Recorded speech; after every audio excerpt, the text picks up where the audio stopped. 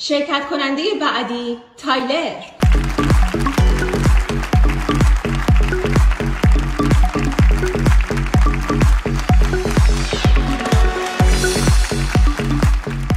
تایلر عزیز، سلام. خیلی خوشحالم میبینم.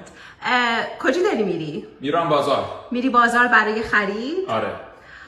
تایلر جان، من از تو انتظار خیلی بیشتری داشتم. یعنی در واقع مشکل من این قفسه سینه تو هستش. یعنی قفسه سینه مرد رو دیدن زننده ترین چیز ممکنه و 90% جامعه دوست نداره که قفسه سینه شما رو ببینه.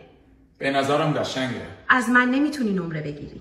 ببین، قفسه سینه رو به عنوان طراحی شما بخوای بندازی بیرون، از من نمره نمیگیره.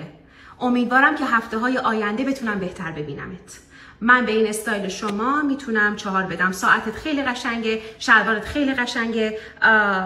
در واقع جوراب رو با صندل نمیتونم بپسندم و امیدوارم که قفسه سینت رو بپوشونی برای استایل های بعدی و دوباره پرقدرت برگردی. حوصله ندارم.